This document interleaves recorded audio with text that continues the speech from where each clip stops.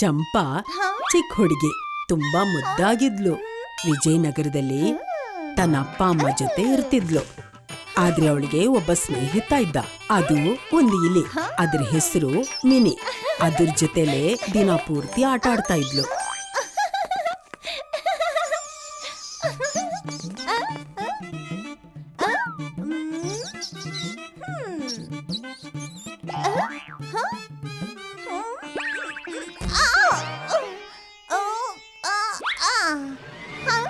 ಸರಿ ಮಿನಿ, ಬರ್ಬೇಡ. ನಾನ್ ನಿನಗೋಸ್ಕರ ಅಕ್ಕಿ ತಗೊಂಡ್ ಬಂದಿದ್ದೆ.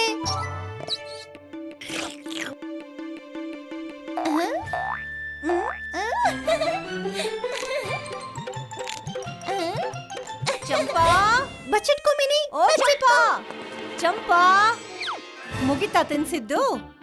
ಅಲ್ಲ, ಬರೀ ಅದಕ್ ಮಾತ್ರ ತಿನ್ನಿಸ್ತಿರ್ತೀಯೋ? ಇಲ್ಲ ಮನೇಲೂ ತಿನ್ನೋದಿಕ್ಕೆ ಏನಾದ್ರೂ ವ್ಯವಸ್ಥೆ ಮಾಡ್ತೀಯೋ? ಹೋಗು, ಹೋಗಿ ಒಣಗಿರೋ ಕಟ್ಟಿಗೆ ತಗೊಂಡ್ ಬಾ, ಆಗ್ಲೇ ಅಡ್ಗೆ ಮಾಡಕ್ಕಾಗೋದು. ನಾನು ಹೀಗ್ ಹಾಗ್ ಬಂದ್ಬಿಡ್ತೇನೆ. ಮತ್ತೆ ಇವತ್ತು ನಾನು ಮತ್ತೆ ಮಿನಿ ಪಾಯಸ ತಿಂತೀವಿ.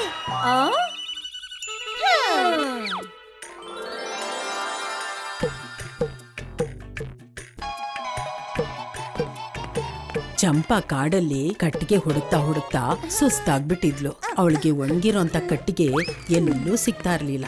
ಎಲ್ಲಿಂದ ತರ್ಲಿ ಒಣಗಿರೋ ಕಟ್ಟಿಗೆ? ಚಂಪಾಗೆ ಎಷ್ಟು ಸುಸ್ತಾಗಿತ್ತು ಅಂದ್ರೆ ಕೂತಿರೋ ಜಾಗದಲ್ಲೇ ನಿದ್ದೆ ಮಾಡ್ಬಿಟ್ಟಿದ್ಲು. ಅದಾದ್ಮೇಲೆ ಅವಳಿಗೆ ಏನಾಯ್ತು ಅಂದ್ರೆ ಯಾವತ್ತೂ ಹೀಗಾಗತ್ತೆ ಅಂತ ಅನ್ಕೊಂಡೇ ಇರ್ಲಿಲ್ಲ. ಚಂಪಾ, ಚಂಪಾ,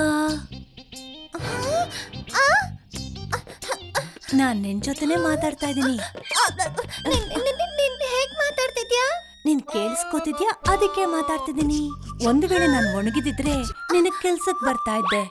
ಆದ್ರೆ ನನ್ನ 4 ಕಡೆ ಎಷ್ಟು ದೊಡ್ಡ ಬಳ್ಳಿಗಳು ಮರಗಳು ಇದಾವೆ. ಹಾಗಾಗಿ ಸೂರ್ಯನ ಒಂದು ಕಿರಣ ಕೂಡ ನನ್ವರ್ಗೂ ಬರೋಕ್ ಸಾಧ್ಯನೇ ಇಲ್ಲ. ಹೇಗಿರುವಾಗ ನಾನು ಹೇಗ್ ಒಣಗ್ಲಿ ಹೇಳು? ಯಾರು ಈ ಬಳ್ಳಿಗಳನ್ನ ಕತ್ತರಿಸೋದು ಇಲ್ಲ. ನನ್ ಕಡೆ ಮಾತ್ರ ನೋಡ್ಬೇಡ, ಇದ್ರಲ್ಲಿ ನನ್ ತಪ್ಪೇನೂ ಇಲ್ಲ. ಇಲ್ ನೋಡು, ನಾನು ಒತ್ತೆ ಆಗಿದ್ದೀನಿ. ಯಾಕಂದ್ರೆ ನನ್ನವರ್ಗೂ ಸೂರ್ಯನ್ ಕಿರಣ ಕೂಡ ಬರಲ್ಲ. ಎಲೆ ಕೂಡ ಮಾತಾಡ್ತಿದೆ. ನೀನ್ ಕೇಳಿಸ್ಕೊತಾ ಇದ್ಯಾ? ಇದ್ರ ಅರ್ಥ ನಾನ್ ಮಾತಾಡ್ತಾ ಇದ್ದೀನಿ. ಮತ್ತೆ ತಪ್ಪು ಸೂರ್ಯಂದು, ನಂದಲ್ಲ. ಇದರಲ್ಲಿ ನನ್ ತಪ್ಪೇನಿದೆ? ನಾನಂತೂ ಎಲ್ರಿಗೂ ಬೆಳಕು ಕೊಡ್ಬೇಕು ಅಂತ ಬಯಸ್ತೀನಿ. ಆದ್ರೆ ಈ ಕಪ್ಪು ಮೋಡ ನನಗೆ ಪದೇ ಪದೇ ಅಡ್ಡ ಬರುತ್ತೆ. ನಂದು ತಪ್ಪು ಅಂತ ಹೇಳ್ಬೇಡ, ನಾನು ಈಗ್ಲೇ ತೋರಿಸ್ತೀನಿ. ನೋಡಿದ್ಯಾ, ಈ ಗಾಳಿ ನನ್ನನ್ನ ಎಲ್ಲೂ ಹೋಗ್ದಾಗೆ ತಡಿತಾ ಇದೆ ಅಲ್ವಾ?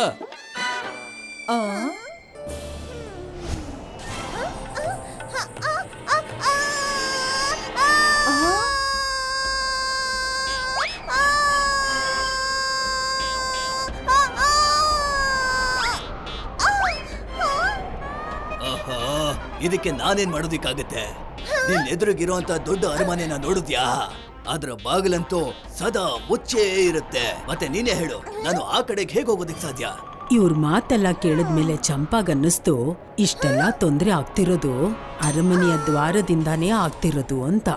ಅದಕ್ಕವಳು ನೇರವಾಗಿ ಅರಮನೆಗೆ ಹೋಗಿ ಮಹಾರಾಣಿನ ಭೇಟಿ ಆಗ್ತಾಳೆ. ನಾನ್ ಯಾವಾಗ್ಲೂ ಬಾಗಿಲ್ನ ಯಾಕೆ ಮುಚ್ಚಿರ್ತೀನಿ ಅಂತ ತಿಳ್ಕೊಳಕ್ ಆಸೆ ಪಡ್ತಿದ್ಯಾ? ಆ ಗಿಳಿ ಕಾಣಿಸ್ತಾ ಇದ್ಯಾ ನಿನ್ಗೆ?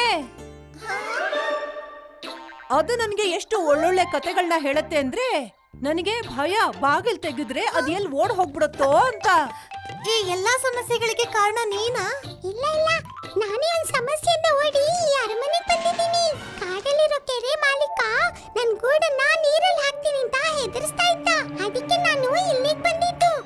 ಚಂಪಾ ಎಲ್ಲೆಲ್ಲಿ ಹೋಗ್ತಿದ್ಲೋ ಅಲ್ಲೆಲ್ಲ ಒಂದೊಂದ್ ಸಮಸ್ಯೆ ಬರ್ತಾ ಇತ್ತು.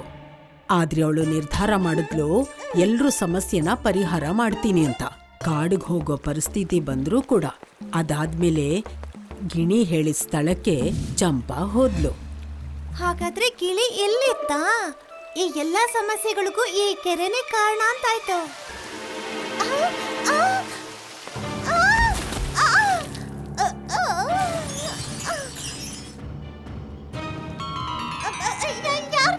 ಈ ಕೆರೆಯ ಮಾಲೀಕ. ಮತ್ತೆ ಇನ್ನೊಂದು ವಿಷಯ ಏನು ಅಂದ್ರೆ, ನನ್ನ ಉದ್ದೇಶ ಖಂಡಿತವಾಗ್ಲೂ ಗಿಳಿನ ಓಡಿಸೋದಾಗಿರ್ಲಿಲ್ಲ.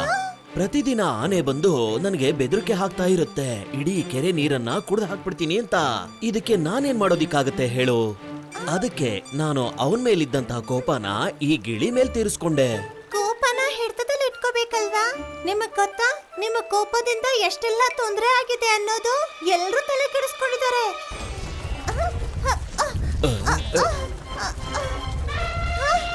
ಹೇಳು ಹೇಳು, ಇವತ್ತು ನಾನು ನಿನ್ನ ಕಚ್ಬಿಡ್ಲಾ? ಹೇಳು. ಇವತ್ತು ನೀನ್ ನನ್ನ ಹಿಂದೆ ಬರೋದನ್ನ ಬಿಡಿಸ್ತೀನಿ, ನೋಡ್ತಿರೋ. ನೀನೊಬ್ನೇ ಈ ಕೆರೆ ನೀರನ್ನೆಲ್ಲ ಕುಡಿದ್ಬಿಟ್ರೆ ಆಮೇಲೆ ಬೇರೆ ಪ್ರಾಣಿಗಳು ಏನ್ ಕುಡಿಬೇಕು? ಮತ್ತಿನ್ನೇನ್ ಮಾಡ್ಲಿ ಹೇಳು? ಈ ಹಾವು ನನ್ನ ಬಾಲದ ಮೇಲೆ ಕುತ್ಕೊಂಡು ಕಚ್ಬಿಡ್ತೀನಿ ಅಂತ ನನಗೆ ಹೆದರ್ಸ್ತಾ ಇದೆ. ನಾನು ಕೆರೆಯಲ್ಲಿರೋ ನೀರನ್ನೆಲ್ಲ ನನ್ನ ಮೇಲೆ ಹಾಕೊಂಡು ನನ್ನ ಬಾಲದ ಮೇಲಿರೋ ಈ ಹಾವನ್ನ ಓಡಿಸ್ಬೇಕು ಅಂತಿದ್ದೀನಿ. ಯಾಕೆ ಅಂದ್ರೆ ನನ್ನ ಸೊಂಡ್ಲು ಬಾಲದವರೆಗೂ ತಲುಪೋದಿಲ್ವಲ್ಲ. ಇಲ್ಲಿ ನೋಡಪ್ಪ, ಇವತ್ತು ಸತ್ಯ ಏನು ಅಂತ ನಾನು ಹೇಳೇ ಬಿಡ್ತೀನಿ. ನಾನ್ ನಿನ್ನ ಕಚ್ಚೋದಿಕ್ಕೆ ಅಂತ ಅಲ್ಲ, ಈ ಹಳ್ಳಿ ಕುಂಬಾರನಿಂದ ನನ್ನನ್ನ ನಾನು ರಕ್ಷಿಸ್ಕೊಳ್ಳೋದಿಕ್ಕೆ ಅಂತ ನಿನ್ನ ಬಾಲದಲ್ಲಿ ಕೂತಿದ್ದೀನಿ. ನಾನು ಬರೀ ಅವನ ಮನೆ ಹತ್ರ ಇದ್ದಂತ ಇಲಿಗಳನ್ನ ತಿನ್ನೋದಿಕ್ಕೆ ಅಂತ ಹೋಗಿದ್ದೆ. ಆದ್ರೆ ನನ್ನ ನೋಡ್ತಿದ್ದ ಹಾಗೆ ನನ್ನನ್ನ ಕೊಲ್ಲೋದಿಕ್ಕೆ ಅಂತ ಬರ್ತಾನೆ.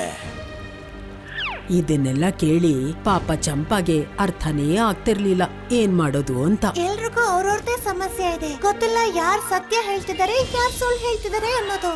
ಅದಕ್ಕೆ ಅವಳು ನಿಜ ಏನು ಅಂತ ತಿಳ್ಕೊಳ್ಳೋದಿಕ್ಕೆ ಕುಂಬಾರನ್ ಮನೆಗೆ ಹೋದ್ಲು. ಆ ಹಾವಂತೂ ನನ್ನ ನೆಮ್ಮದಿನೇ ಹಾಳು ಮಾಡ್ಬಿಟ್ಟಿದೆ. ಅದು ಬಂದಾಗ್ಲೆಲ್ಲ ನನ್ನ ಮಡಕೆನೆಲ್ಲ ಹೊಡೆದು ಹಾಳು ಮಾಡಾಕ್ಬಿಡುತ್ತೆ. ಎಷ್ಟೇ ಪ್ರಯತ್ನ ಪಟ್ರು ಕೈಗೆ ಬೇರೆ ಸಿಗಲ್ಲ. ಅದ್ ಯಾವತ್ತು ನನ್ನ ಕೈಗೆ ಸಿಗುತ್ತೋ ಅವತ್ತೇ ಅದ್ರ ಕೊನೆ ದಿನ ಆಗಿರುತ್ತೆ.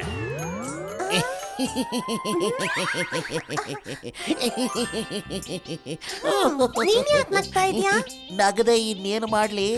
ಈ ಮನುಷ್ಯ ಎಷ್ಟು ದೊಡ್ಡ ಮೂರ್ಖ ಆಗುತ್ತಾ? ಅಯ್ಯೋ, ಇವನ್ಗ ಆ ವಿಷಯನೂ ಗೊತ್ತಿಲ್ಲ. ಈ ಹಾವು ಮಡಕೆ ಹೊಡಿಯೋದಕ್ಕಲ್ಲ, ನನ್ನನ್ನ ತಿನ್ನೋದಕ್ಕೆ ಇಲ್ಲಿಗೆ ಬರುತ್ತೆ. ಹಾ, ಅಂದ್ರೆ ನಾನ್ ಇಲ್ಲಿಗೆ ಬರೋದು ಊಟನ ಹುಡುಕೊಂಡು ಒಂದ್ 4 ಕಾಳು ಅಕ್ಕಿ ಬೇಕು ಅಷ್ಟೇ. ಆಮೇಲೆ ಇವ್ರು ಮಾಡಿರೋ ಮಡಕೆ ಒಳಗೆ ಉಳ್ಕೊಳ್ಳೋದಕ್ಕೂ ಒಳ್ಳೆ ವ್ಯವಸ್ಥೆ ಇರುತ್ತಲ್ಲ. ಏನು ಕಳ್ಳ ಎಲ್ಲಿಂದ ಹುಡುಕ್ತಿದ್ರೆ ಕಳ್ಳ ಇಲ್ಲೇ ಇದ್ದಾನೆ. ನಿನಗೆ ಅಂದಾಜಾದ್ರೂ ಇದ್ಯಾ ನೀನು ತಿನ್ನೋ 4 ಕಾಳು ಅಕ್ಕಿಯಿಂದ ಎಷ್ಟು ದೊಡ್ಡ ಸಮಸ್ಯೆ ಆಗಿದೆ ಅಂತ? ನನಗೇನು ಗೊತ್ತು? ಸರಿ, ಹಾಗಾದ್ರೆ ಆ 4 ಅಕ್ಕಿ ಕಾಳನ್ನ ನಾನೇನ ಕೊಡ್ತೀನಿ ಅಂದ್ರೆ? ನಾನ್ ಯಾಕಾದ್ರೂ ಇಲ್ಲಿಗೆ ಬರ್ಲಿ ಹೇಳು? ಹಾ, ಸರಿ ಗೆಳೆಯ, ನನ್ನ ಗೆಳತಿ ಮೀನಿ ನಿನಗೆ ಅಕ್ಕಿ ತಂದು ಕೊಡ್ತಾಳೆ. ಅದು ಮುಗಿದ್ಮೇಲೆ ಮತ್ತೆ ಕಳಿಸ್ಕೊಡ್ತೀನಿ. ಆದ್ರೆ ಮತ್ತೆ ಇನ್ಯಾವತ್ತೂ ಇಲ್ಲಿಗೆ ಬರ್ಬಾರ್ದು. ಚಂಪಾ ಆ ಇಲಿಗೋಸ್ಕರ ಅಕ್ಕಿ ಕೊಟ್ಟು ಕಳ್ಸೋದಿಕ್ಕೆ ಶುರು ಮಾಡ್ಕೊಂಡ್ಲು. ಅದಾದ್ಮೇಲೆ ಎಲ್ಲಾನು ಸರಿ ಹೋಯ್ತು. ಇಲಿ ಇಲ್ಲ ಅಂತ ಅಲ್ಲಿಗೆ ಹಾವು ಬರೋದನ್ನ ನಿಲ್ಲಿಸ್ಬಿಡ್ತು. ಹಾವು ಹೋಗಿರೋದ್ರಿಂದ ಆನೆಗೂ ಕೂಡ ಖುಷಿ ಆಯ್ತು. ಮತ್ತೆ ಕೆರೆ ಮಾಲೀಕನಿಗೆ ಯಾವತ್ತೂ ಕೂಡ ತೊಂದರೆ ಕೊಡಲ್ಲ ಅಂತ ಮಾತು ಕೊಟ್ಟ. ಚಂಪಾ ಈ ವಿಷಯನ ಗಿಣಿಗೆ ತಲುಪಿಸಿದ್ಲು. ಆಗ ಗಿಣಿ ತನ್ನ ಮನೆಗೆ ವಾಪಸ್ ಹೋಯ್ತು. ಗಿಣಿ ಹೋದ್ ಕೂಡ್ಲೆ ಮಹಾರಾಣಿ ತನ್ನ ಅರಮನೆ ಬಾಗಿಲನ್ನ ತೆಗೆದ್ಲು. ಅದರಿಂದ ಚೆನ್ನಾಗಿ ಗಾಳಿ ಬೀಸೋಕ್ ಶುರುವಾಯ್ತು. ಅದಾದ್ಮೇಲೆ ಗಿಣಿಗೆ ಆ ಕೆರೆ ಮಾಲೀಕ ಯಾವತ್ತೂ ತೊಂದರೆ ಕೊಟ್ಟಿಲ್ಲ. ಸೂರ್ಯನ ಮುಂದೆ ಇದ್ದ ಮೋಡಗಳು ದೂರ ಆಯ್ತು. ಸೂರ್ಯನ ಕಿರಣಗಳು ನೇರವಾಗಿ ಮರಗಳ ಮೇಲೆ ಬೀಳೋದಿಕ್ಕೆ ಶುರುವಾಯ್ತು. ಅದರಿಂದ ಬೇಗನೆ ಒಣಗ್ತು. ಮತ್ತಲ್ಲಿ ಬಿದ್ದಿರೋ ನೆಂದಿರೋ ಕಟ್ಟಿಗೆ ಕೂಡ ಒಣಗ್ತು. ಚಂಪಾ, ನಿದ್ದೆ ಮಾಡ್ತಿದ್ಯಾ? ಹೇಳು, ಎದ್ದೇಳು ಬೇಗ. ಅಲ್ಲ, ನಿನಗೆ ಕಟ್ಟಿಗೆ ತರೋದಕ್ಕೆ ಹೇಳಿದ್ದೆ. ಕಟ್ಟಿಗೆನೆಲ್ಲ ಜೋಡಿಸಿ ಹಗ್ಲೊತ್ತಲ್ಲೇ ನೀನು ಕನಸು ಕಾಣ್ತಾ ಇದ್ಯಾ? ಕನ್ಸ? ಗೊತ್ತಿಲ್ಲ ಇದು ಕನ್ಸ ಅಥವಾ ನನ್ಸ ಅಂತ. ಆದ್ರೆ ಅಮ್ಮ, ಅಕ್ಕಿಯ 4 ಕಾಳು ಪ್ರಪಂಚನೇ ಬದಲಾಯಿಸುತ್ತೆ. ನಿನ್ ಮಾತಿನ ಅರ್ಥ ಏನೇ? ಏನೂ ಇಲ್ಲ ಅಮ್ಮ, ನೀನು ಪ್ರತಿ ವಾರನೂ ನನ್ಗೆ ಒಂದಿಡಿ ಅಕ್ಕಿ ಕೊಡ್ತೀಯ ಅಮ್ಮ? ಚಂಪನ ತಾಯಿಗೆ ಒಂದ್ ಸ್ವಲ್ಪನೂ ಅರ್ಥನೇ ಆಗ್ತಿರ್ಲಿಲ್ಲ ಚಂಪಾ ಏನ್ ಹೇಳ್ತಿದ್ಲು ಅಂತ. ಎಷ್ಟೇ ಆದ್ರೂ ತಾಯಿನೇ ತಾನೆ. ಅವಳು ಚಂಪಾಗೆ ಏನು ಪ್ರಶ್ನೆ ಮಾಡದೆ 1 ಹಿಡಿ ಅಕ್ಕಿ ಕೊಟ್ಲು. ಅದ್ರಿಂದ ಚಂಪಾಗೆ ಖುಷಿ ಆಯ್ತು. ಅಮ್ಮ, ನನ್ಗನ್ಸುತ್ತೆ ಚಂಪಾ ತರ ನೂನಿ ಕೂಡ ಹಗ್ಲು ಕನ್ಸ್ ನೋಡ್ತಿದ್ಲು ಅಂತ. ನನ್ ಹಗ್ಲು ಹೊತ್ತು ಕನ್ಸು ಕಾಣ್ತೀನೋ ಇಲ್ವೋ, ಆದ್ರೆ ನಿನ್ಗ್ ಹಗ್ಲು ಹೊತ್ತು ನಕ್ಷತ್ರ ತೋರಿಸ್ತೀನಿ. ನಿಂತ್ಕೋ, ಓಡ್ಬೇಡ, ನಿಂತ್ಕೋ.